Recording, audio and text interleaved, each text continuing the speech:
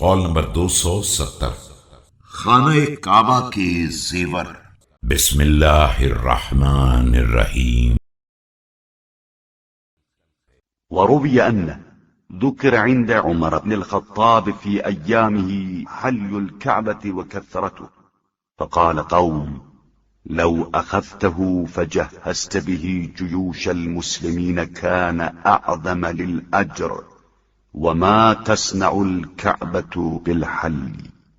روایت میں وارد ہوا ہے کہ عمر بن خطاب رضی اللہ تعالی عنہ کے سامنے ان کے دور حکومت میں خانہ کعبہ کے زیورات اور ان کی کثرت کا ذکر کیا گیا، اور ایک قوم نے یہ تقاضا کیا کہ اگر آپ ان زیورات کو مسلمانوں کے لشکر پر صرف کر دیں تو بہت بڑا اجر و ثواب ملے گا۔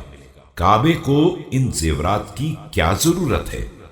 فهم عمر بذلك وسأل عنه أمير المؤمنين عليه السلام، فقال عليه السلام: إن هذا القرآن أنزل على النبي صلى الله عليه وآله والأموال أربعة۔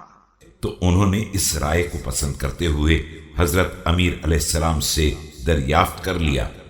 آپ علیہ السلام نے فرمایا کہ یہ قرآن پیغمبر اسلام پر نازل ہوا ہے، اور آپ صلی اللہ علیہ وآلہ وسلم کے دور میں اموال کی 4 قسمیں تھیں۔ أموال المسلمين فقسمها بين الورثة في الفرائض، والفيء فقسمه على مستحقيه، والخمس فوضعه الله حيث وضعه، والصدقات فجعلها الله حيث جعلها۔ ایک مسلمان کا ذاتی مال تھا جسے حسب فرائض ورثہ میں تقسیم کر دیا کرتے تھے، ایک بیت المال کا مال تھا جسے مستحقین میں تقسیم کرتے تھے، ایک خمس تھا جسے اس کے حقداروں کے حوالے کر دیتے تھے، اور کچھ صدقات تھے جنہیں انہی کے محل پر صرف کیا کرتے تھے۔